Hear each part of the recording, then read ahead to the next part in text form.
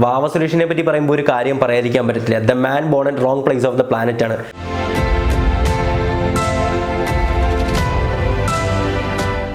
എല്ലാവർക്കും നമസ്കാരം, ഞാൻ അശ്വിൻ. ഈ 21ാം നൂറ്റാണ്ടിലും മനുഷ്യർ ഇത്രത്തോളം അഡ്വാൻസ് ചെയ്ത് കഴിഞ്ഞിട്ടും മനുഷ്യർ ഏറ്റവും പേടിക്കുന്ന ഒരു ജീവി എന്ന് പറയുന്നത് അവനേക്കാളും 4 ഇരട്ടി വലിപ്പമുള്ള ആനകളോ അല്ലെങ്കിൽ സിംഹങ്ങളോ കടുവയോ ഒന്നിനെയല്ല, വളരെ ചെറിയ പാമ്പ് എന്ന് പറയുന്ന ഒരു ജീവിയാണ്.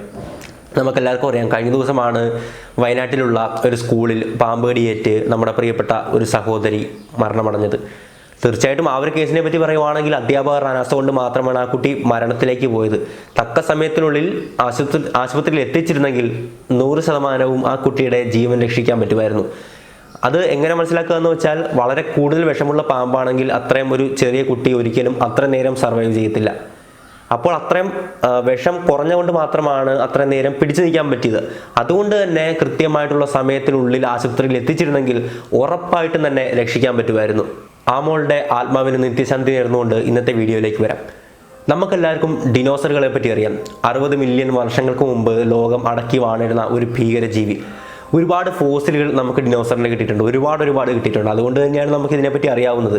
പക്ഷേ നമുക്കറിയാത്ത മറ്റൊരു ഭീകരൻ ഈ ഭൂമിയിൽ ഉണ്ടായിരുന്നു. ടൈറ്റനബോവ എന്ന് പറയുന്ന ഒരു പാമ്പായിരുന്നു. ഇതിനെപ്പറ്റി ഭൂരിഭാഗം പേർക്കും അറിയാത്ത കാരണം ഇതിന്റെ ഫോസിലുകൾ കണ്ടെത്തുന്നത് ഈ കഴിഞ്ഞിടയ്ക്കാണ്. 2009 മാത്രമാണ് ശാസ്ത്രലോകത്തിന് മനസ്സിലാകുന്നത് ഇത്ര വലിയൊരു ജീവി ഈ ഭൂമിയിൽ ജീവിച്ചിരുന്നു എന്നുള്ളത്. ഡിനോസറിന്റെ ഫോസിലുകളൊക്കെ ഒരുപാട് വർഷങ്ങൾക്ക് മുമ്പ് തന്നെ നമ്മൾ കണ്ടെത്തിയിരുന്നു. അതുകൊണ്ട് നമ്മൾ പഠിക്കുമ്പോഴും ചാനലിലും വാർത്തയിലും വീഡിയോയിലും ടിവിയിലും എല്ലാം നമുക്ക് ഡിനോസറുകളെ പറ്റി വായിക്കാനും കാണാനും പറ്റി. അതുകൊണ്ട് തന്നെയാണ് അവയെപ്പറ്റി നമുക്ക് അറിയാവുന്നതും. പക്ഷേ 2009 മാത്രം കണ്ടുപിടിച്ചൊരു ജീവിയായതുകൊണ്ട് നമ്മുടെ വിദ്യാഭ്യാസ മേഖലകളും അതുപോലെ വാർത്താ മാധ്യമങ്ങളും എല്ലാം ഒന്ന് അപ്ഡേറ്റ് ചെയ്യാൻ അത് വലിയ കാര്യമില്ലെന്ന് നമുക്കറിയാം, നമ്മുടെ വിദ്യാഭ്യാസ സിസ്റ്റമൊക്കെ. അതുകൊണ്ട് തന്നെ അതിലൊന്നും ഇതിനെപ്പറ്റി വരത്തില്ല. അതുകൊണ്ട് തന്നെ നമുക്ക് ഇതിനെപ്പറ്റി അറിയാനും വഴിയില്ല. അപ്പോൾ ഈ വീഡിയോ തീർച്ചയായിട്ടും നമ്മുടെ സ്കൂളിൽ പഠിക്കുന്ന കുട്ടികളിലേക്കൊക്കെ ഒന്ന് എത്തിക്കാൻ ശ്രമിക്കുക. കാരണം അവർക്കാണ് എപ്പോഴും ഇതിനെപ്പറ്റി അറിയേണ്ടതായിട്ടുള്ളത്. 1997 ഇറങ്ങിയ അനക്കോണ്ട എന്ന് പറയുന്ന ഒരു സിനിമ കണ്ട് നമ്മളെല്ലാം ഞെട്ടിയതാണ്. അതിൻ്റെ അകത്ത് വലിയൊരു പാമ്പിനെയാണല്ലേ കാണിക്കുന്നത്. പക്ഷെ അതിനേക്കാളും വലിയൊരു പാമ്പ് ഈ ഭൂമിയിൽ യഥാർത്ഥമായിട്ടുണ്ടായിരുന്നു. അതായത് ഏകദേശം 50 മില്യൺ വർഷങ്ങൾക്ക് മുമ്പ്. 50 മില്യൺ വർഷങ്ങൾ എന്ന് പറയുമ്പോൾ ആ ഒരു ഡിനോസറുകളുടെ കാലം കഴിഞ്ഞുള്ള വർഷങ്ങളുടെ അവസാനത്തിലാണ് ഇതിന് വംശനാശം സംഭവിച്ചു തുടങ്ങിയത്. കാരണം നമ്മൾ കണ്ടെത്തിയിട്ടുള്ള ഫോസിൽ എന്ന് പറയുന്നത് അത്രയും കാലപ്പഴക്കമുള്ളതായിരുന്നു. 2009 കൊളംബിയയിലുള്ള സെർജോൺ എന്ന് പറയുന്ന സ്ഥലത്തുള്ള ഒരു കൽക്കരി പാടത്ത് നിന്നാണ് ഇതിൻ്റെ ഫോസിൽ കണ്ടെത്തുന്നത്. ഫോസിൽ നടത്തിയ പഠനത്തിൽ നമുക്ക് മനസ്സിലായത് ഇതിൻ്റെ നീളമെന്ന് പറയുന്നത് ഏകദേശം 13 മുതൽ 15 മീറ്റർ വരെയാണെന്നാണ്. 15 മീറ്റർ എന്ന് ഓർത്ത് നോക്കുക, എത്രത്തോളം നീളമുള്ളൊരു പാമ്പാണ്. മാത്രമല്ല ഇതിൻ്റെ ഒരു ഭാരം എന്ന് പറയുന്നത് കണക്ക് കൂട്ടുന്നത് 1200 മുതൽ 1500 കിലോഗ്രാം വരെയാണ്. അപ്പോൾ തന്നെ നിങ്ങൾക്ക് ഇതിൻ്റെ ഒരു സൈസ് ഊഹിക്കാവുന്നതാണ്. മാത്രമല്ല നിങ്ങൾ ഈ ഒരു ഫോട്ടോയിൽ കാണുന്നത് ഇതിൻ്റെ മോഡലാണ്. ഒരു ഷൂട്ടിങ്ങുമായിട്ട് ബന്ധപ്പെട്ട് കുറച്ച് സയൻറ്റിസ്റ്റുകൾ ഉണ്ടാക്കിയ ഒരു മോഡലാണ് ഇപ്പോൾ കാണുന്നത്. ഈ ഒരു പാമ്പ് ഇത്രത്തോളം എങ്ങനെയാണ് വലുതായത്? ഈ ഒരു പാമ്പ് ജീവിച്ചിരുന്ന ആ മേഖല എന്ന് പറയുന്നത് ഇന്നത്തെ ഒരു സൗത്ത് അമേരിക്ക വരുന്ന ഭാഗത്തുള്ള നിയോട്രോപ്പിക്കൽ കാടുകളിലാണ് ഇത് ജീവിച്ചിരുന്നത് എന്നാണ് കരുതപ്പെടുന്നത്. 50-60 മില്യൺ വർഷങ്ങൾക്ക് മുമ്പുള്ള ഭൂമിയുടെ കാലഘട്ടം അറിയപ്പെട്ടിരുന്നത് പാലിയോസീൻ ഈറ എന്നുള്ളതാണ്. ഈ ഒരു കാലഘട്ടത്തിലെ ഒരു ടെമ്പറേച്ചർ എടുത്തു നോക്കുകയാണെങ്കിൽ ഏകദേശം 32 ഡിഗ്രി സെൽഷ്യസിലായിരുന്നു നമ്മുടെ ഭൂമി ഒരു ആവറേജ് ടെമ്പറേച്ചർ ആയിട്ട് നിലനിന്നിരുന്നത്. ഈ ഒരു ടെമ്പറേച്ചർ എന്ന് പറയുന്നത് ഈ ഒരു പാമ്പിന്, ഈ കോൾഡ് ബ്ലഡ് ആയിട്ടുള്ള പാമ്പിന് ഏറ്റവും സ്യൂട്ടബിൾ ആയിട്ടുള്ള ടെമ്പറേച്ചർ ആയിരുന്നു. അതായത് അവരുടെ വളർച്ചയെ ഉത്തേജിപ്പിക്കുന്ന ഒരു തരത്തിലുള്ള ടെമ്പറേച്ചർ ആയിരുന്നു ഈ 32 ഡിഗ്രി സെൽഷ്യസ് എന്നുള്ളത്. അതുകൊണ്ട് തന്നെ ഒരുപാട് പരിണാമങ്ങളിലൂടെയും അതുപോലെ തന്നെ ഒരുപാട് ശരീരമാറ്റങ്ങളിലൂടെയും ഈ പാമ്പ് ഒരുപാട് വർഷങ്ങളെടുത്ത് ഈ ഒരു സൈസിലേക്ക് പല രീതികളിലൂടെ വളർന്നു വന്നു. നമ്മളെല്ലാവരും പെരുമ്പാമ്പുകളെ കണ്ടിട്ടുള്ളതാണ്, അല്ലെങ്കിൽ കേട്ടിട്ടെങ്കിലും ഉണ്ട്. അതിൻ്റെ ഒരു ഇരയെ പിടിക്കുന്ന രീതി എന്ന് പറയുന്നത് ഇരയെ ശ്വാസം മുട്ടിച്ച് കൊന്ന ശേഷം അതിനെ ഭക്ഷിക്കുക എന്നുള്ളതാണ്. ഈ സെയിം മെത്തേഡ് തന്നെയാണ് ടൈറ്റനബോവ എന്ന് പറയുന്ന പാമ്പും തുടർന്നു പോന്നിരുന്നത്. പക്ഷേ ഈ പാമ്പിൻ്റെ ഇര എന്ന് പറയുന്നത് അന്നത്തെ കാലത്ത് ഉണ്ടായിരുന്ന വലിയ വലിയ മുതലകളും വലിയ ആമകളുമായിരുന്നു. മാത്രമല്ല അന്നത്തെ കാലത്ത് ഒരുപാട് നാൽക്കാലികളായിട്ടുള്ള ജീവികളും ഉണ്ടായിരുന്നു. അതായത് ഈ ഒരു വെള്ളവുമായിട്ട് ബന്ധപ്പെട്ട് വെള്ളം കുടിക്കാനും അങ്ങനെ വെള്ളവുമായിട്ട് ബന്ധപ്പെട്ട് വരുന്ന എല്ലാ ജീവികളെയും ഈ ഒരു പാമ്പ് ഭക്ഷിച്ചിരുന്നു. വേറെ കാര്യം പറയുവാണെങ്കിൽ അന്നത്തെ നാൽക്കാലികൾ എന്ന് പറയുന്നത് ഇന്നുണ്ടായിരുന്നതൊന്നുമല്ല. ഇന്ന് ഒരുപാട് പരിണാമങ്ങളിലൂടെയാണ് നമ്മുടെ ഇന്ന് കാണുന്ന ജീവികളൊക്കെ വന്നത്. അപ്പോൾ ഇന്നത്തെ ജീവിയാണ് അന്നുണ്ടായിരുന്നതെന്ന് നമുക്ക് ഒരിക്കലും പറയാൻ പറ്റത്തില്ല. പക്ഷേ വലിയ മുതലകളും വലിയ ആമകളും ഉണ്ടായിരുന്നു എന്ന് നമുക്ക് കൃത്യമായിട്ട് അറിയാം.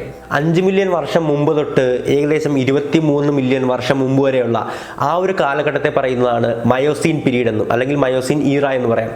ഈ ഒരു കാലഘട്ടത്തിൽ വെച്ചാണ് ഈ ഒരു പാമ്പ് വംശനാശം സംഭവിച്ചു പോയത്. തീർച്ചയായിട്ടും നല്ല കാര്യം തന്നെയാണ്. ഒരുപക്ഷെ ഇല്ലായിരുന്നെങ്കിൽ ഇന്ന് കാണുന്ന പല ജീവികളും നമ്മളടക്കമുള്ള മനുഷ്യരടക്കമുള്ള ഒരു ജീവികളും തന്നെ ഈ ഭൂമുഖത്ത് കാണില്ലായിരുന്നു.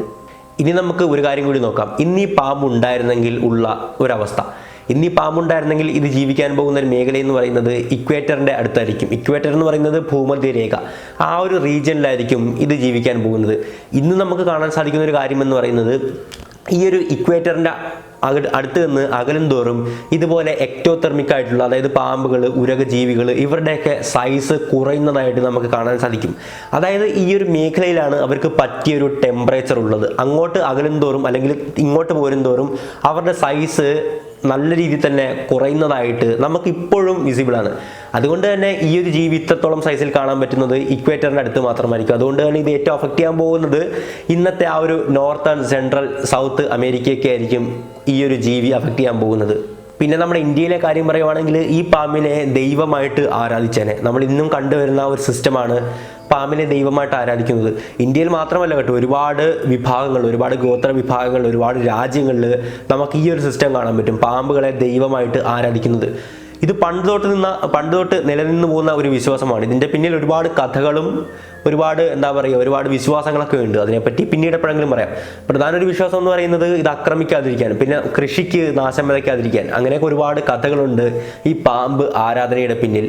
ഈ ഒരു പാമ്പ് മഴക്കാടുകളിലാണ് കൂടുതൽ കാണാൻ സാധ്യത എന്നുള്ളത് കൊണ്ട് മനുഷ്യരെ ആക്രമിക്കാനുള്ള ആ ഒരു സാധ്യതയും ഗണ്യമായിട്ട് കുറവാണ്. പക്ഷേ മനുഷ്യൻ്റെ സ്വഭാവം വെച്ച് നമുക്കറിയാം, ഇന്ന് മലമ്പാമ്പിനെ പിടിച്ച് ഭക്ഷിക്കുന്നതൊക്കെ വളരെ കുറ്റകരമായിട്ടുള്ള ഒന്നാണ്. പക്ഷേ പലയിടത്തും മലമ്പാമ്പിനെ കിട്ടിയാൽ കറി വെച്ച് തിന്നാറുണ്ട്. പലരുടെയും പ്ലേറ്റിൽ മലമ്പാമ്പ് ഭക്ഷണമാകാറുമുണ്ട്. അതുപോലെ തന്നെ ടൈറ്റാനോബോവയും ഭക്ഷണമായേനെ ഇന്നത്തെ മനുഷ്യൻ്റെ പ്രവൃത്തികൾ വെച്ച്. കണ്ണിൽ കാണുന്ന എല്ലാ ജീവിയും കൊന്നു തിന്നാനുള്ള പ്രവണത മനുഷ്യൻ എന്ന് പറയുന്ന ഒരു മൃഗത്തിന് മാത്രമേ ഉള്ളൂ. മറ്റുള്ള മൃഗങ്ങളുടെ കാര്യം നോക്കുവാണെങ്കിൽ അവർക്ക് വിശപ്പുള്ള സമയത്ത് മാത്രം, അതും അവർക്ക് ഇരയായിട്ട് കഴിക്കാൻ പറ്റിയ ജീവിയെ മാത്രമേ അവർ പിടിക്കത്തുള്ളൂ. പക്ഷേ മനുഷ്യൻ അങ്ങനെയല്ല. മനുഷ്യന് മറ്റ് ജീവികളെ കൊന്നെടുക്കുക എന്നുള്ളത് വിനോദമായിരുന്നു. അങ്ങനെയാണ് ഡോഡോ എന്നൊക്കെ പറയുന്ന പക്ഷിയൊക്കെ വംശനാശം സംഭവിച്ചു പോയത്. അടുത്തൊരു കാര്യം പറയുവാണെങ്കിൽ ആനിമൽ പ്ലാനറ്റ് പോലുള്ള ചാനലുകളിലൊക്കെ ഇതിൻ്റെ എക്സ്ക്ലൂസീവ് വീഡിയോസ് വന്നേനെ. ക്യാച്ചിങ് ടൈറ്റനബോവയെ പിടിക്കുന്ന വീഡിയോ ഇന്ന് രാത്രി 8 മണിക്ക് എന്നൊക്കെ പറഞ്ഞ് എക്സ്ക്ലൂസീവ് ആയിട്ടുള്ള വീഡിയോസ് അവരിട്ടേനെ. വേറൊരു പ്രധാന ആളെ നമുക്ക് പറയാതിരിക്കാൻ പറ്റത്തില്ല, നമ്മുടെ പ്രിയപ്പെട്ട വാവു സുരേഷിൻ്റെ വീഡിയോ ഉണ്ടാകും. 8ാമത്തെ ടൈറ്റനബോവയെ കാട്ടിലേക്ക് മോചിപ്പിക്കുന്നു എന്നും പറഞ്ഞ് ഒരു വീഡിയോ നമുക്ക് കാണാൻ പറ്റിയേനെ. വാവു സുരേഷിനെ പറ്റി പറയുമ്പോൾ ഒരു കാര്യം പറയാതിരിക്കാൻ പറ്റത്തില്ല. The man born in wrong place of the planet ആണ്. അദ്ദേഹം ഒരുപക്ഷെ അമേരിക്കയിലൊക്കെയാണ് ജനിച്ചിരുന്നതെങ്കിൽ ഇന്ന് ആരാകുമായിരുന്നു എന്ന് നമുക്ക് കാണാമായിരുന്നു. കേരളത്തിൽ ജനിച്ചുകൊണ്ട് മാത്രമാണ് അദ്ദേഹം ഈ ഒരു ലോകം അറിയപ്പെടാതെ പോയത്. അവിടെയൊക്കെ വളരെ കുറച്ച് ഈ ലെവലിൽ കാണിക്കുന്ന ആൾക്കാരൊക്കെ തന്നെ വലിയ വലിയ ആൾക്കാരാക്കുവാണ്. ഈ ഒരു channels, national geography, discovery, animal planet ഒക്കെ വന്ന് അവർ വലിയ ആൾക്കാരായി പോവുകയാണ്. വാവു സുരേഷ് എന്ന് പറയുന്ന വ്യക്തി കേരളത്തിൽ ജനിച്ചുകൊണ്ട് മാത്രമാണ് ഈ ലോകം അറിയപ്പെടാതെ പോയത്. അത് പച്ചയായിട്ടുള്ള ഒരു സത്യവുമാണ്. ഇനി നമുക്ക് നോക്കാനുള്ളത് എന്തുകൊണ്ടായിരിക്കാം ഈ പാമ്പിന് വംശനാശം സംഭവിച്ചത് എന്നുള്ളതാണ്. ഇപ്പോൾ ഡിനോസറുകളുടെ വംശനാശം സംഭവിച്ചതിൻ്റെ പ്രധാന ഒരു കാരണമെന്ന് കരുതപ്പെടുന്നത് ഒരു ഉൽക്കാപതനമാണ്. ഉൽക്കപതിച്ച് ഈ ഭൂമിയിൽ, അന്തരീക്ഷത്തിൽ ഒരുപാട് പൊടിപടലങ്ങൾ നിറഞ്ഞ് ഇവർക്ക് ശ്വസിക്കാൻ പറ്റാതെ പോയി എന്നുള്ളൊരു കാര്യമാണ് നമുക്ക് ഡിനോസറുകളുടെ വംശനാശം സംഭവിച്ച് മനസ്സിലാക്കാൻ പറ്റുന്നത്. പക്ഷേ ഇതിൻ്റെ വംശനാശം സംഭവിച്ച് കൃത്യമായിട്ടുള്ളൊരു ധാരണ നമുക്കില്ല എന്നുള്ളത് തന്നെയാണ് സത്യം. പ്രധാനപ്പെട്ട ഒരു കാര്യം പറയുന്നത്, ആ ഒരു കാലം കഴിഞ്ഞതോടെ, അതായത് മയോസീൻ പീരീഡ് കഴിഞ്ഞതോടെ ഭൂമി പതുക്കെ തണുത്ത് തുടങ്ങി. അന്നത്തെ ഒരു ടെമ്പറേച്ചർ എന്ന് പറയുന്നത് 32 ഡിഗ്രി ആയിരുന്നു ആവറേജ് ടെമ്പറേച്ചർ. പക്ഷെ പതുക്കെ അത് കുറഞ്ഞു തുടങ്ങി. ചൂട് കുറയും തോറും ഇതിൻ്റെ ശരീരത്തിലുള്ള മെറ്റബോളിസം ഈ പ്രകൃതിയായിട്ട് മാച്ച് ചെയ്യാൻ പറ്റാതെ വന്നു. കഴിക്കുന്ന ഭക്ഷണം കൃത്യമായിട്ട് ശരീരത്തിൽ എടുക്കാതെ വന്നു. ഇതിന് ജീവിക്കാനുള്ള ഒരു സാഹചര്യം നഷ്ടപ്പെട്ടുകൊണ്ടേയിരുന്നു. ഈ ഒരു ഭൂമിയുടെ ചൂട് കുറഞ്ഞതാകാം ഇതിൻ്റെ വംശനാശം എന്നാണ് ഒരുപാട് ഗവേഷകർ കരുതുന്നത്. പക്ഷേ കൃത്യമായിട്ട് ഒരു ധാരണ നമുക്കില്ല. കാരണം ഇതിൻ്റെ അധികം ഫോസിലുകൾ നമ്മൾ കണ്ടെത്തിയിട്ടില്ല. ഫോസിലുകൾ കണ്ടെത്തിയാൽ മാത്രമേ അതിൻ്റെ എല്ലുകളിൽ പഠനം നടത്താനൊക്കെ നമുക്ക് സാധിക്കത്തുള്ളൂ. നിങ്ങളിപ്പോൾ കാണുന്ന ഒരു ചിത്രം എന്ന് പറയുന്നത് 2012 മാർച്ച് ന്യൂയോർക്കിലെ ഒരു മ്യൂസിയത്തിലുണ്ടാക്കിയ ഇതിൻ്റെ ഒരു മോഡലാണ്. ഈ പാമ്പിൻ്റെ ഒരു മോഡലാണ് ഈ ഒരു ഫോട്ടോയിൽ കാണുന്നത്. ഇതൊരു TV പരിപാടിക്ക് വേണ്ടി ആക്ച്വലി ഉണ്ടാക്കിയതാണ്. പക്ഷേ നമുക്ക് ഇതിൻ്റെ ഒരു വലിപ്പം മനസ്സിലാക്കാൻ സഹായിക്കുന്ന ഏറ്റവും നല്ലൊരു മോഡലാണ് ഇപ്പോൾ നമുക്ക് കാണാൻ സാധിക്കുന്നത്. എന്നിരുന്നാലും ഒരുപാട് ജീവികൾ ഇതുപോലെ നമ്മളറിയാതെ ഈ ഭൂമിയിൽ ജീവിച്ചിരുന്നു എന്ന് വേണം നമുക്ക് മനസ്സിലാക്കാൻ. 2009 മാത്രമാണ് ടൈറ്റനോബോവയെ പറ്റി നമുക്ക് മനസ്സിലാക്കാൻ സാധിച്ചത്. മനുഷ്യർക്കറിയാത്ത ഒരുപാട് പ്രപഞ്ച രഹസ്യങ്ങളും ഒരുപാട് കാര്യങ്ങളും നമ്മുടെ ഈ ഭൂമിയിലുണ്ട്. ഭൂമിയിൽ തന്നെയുണ്ട്. ബാക്കി പ്രപഞ്ചത്തിന് പുറത്തേക്കൊന്നും പോകണ്ട. ഇവിടെ കടലിൻ്റെ അടിയിലുമായിട്ടും കരയിലുമായിട്ടും ഒരുപാട് സാധനങ്ങളുണ്ട്. എന്നെങ്കിലും ഒരുപാട് കാര്യങ്ങൾ ഇങ്ങനെ ശാസ്ത്രം കണ്ടുപിടിച്ചുകൊണ്ടേയിരിക്കും. ശാസ്ത്രം എന്നും പുരോഗതിയിലേക്കാണ് പോയിക്കൊണ്ടിരിക്കുന്നത്. അതുകൊണ്ട് തന്നെയാണ് ശാസ്ത്രം പഴയ കാര്യമല്ല ഇന്ന് പറയുന്നത് എന്ന് പറയാറുള്ളത്. പഴയ കാര്യം പണ്ട് HIV മരുന്നില്ലെന്ന് പറഞ്ഞു, ഇന്ന് പറയുന്നു HIV മരുന്നുണ്ടെന്ന്, അല്ലേ? HIV നമുക്ക് നല്ലവണ്ണം സപ്രസ് ചെയ്ത് വയ്ക്കാൻ പറ്റും. അപ്പോൾ അതൊക്കെ തീർച്ചയായിട്ടും പുരോഗതികളാണ്. എന്നും ശാസ്ത്രത്തിൻ്റെ പുരോഗതികളെ രണ്ട് കൈനീട്ടി സ്വീകരിക്കുക, നമ്മുടെ കുട്ടികൾക്ക് ശാസ്ത്രം പഠിപ്പിച്ചു കൊടുക്കുക. അത്രയൊക്കെ തന്നെ ഈ ഒരു വീഡിയോയിൽ പറയാനുള്ളൂ. മറ്റൊരു വീഡിയോയിലും മറ്റു നല്ല വിഷയമായിട്ട് നമുക്ക് വീണ്ടും കാണാം. It's me Ashwin Madappally, signing out.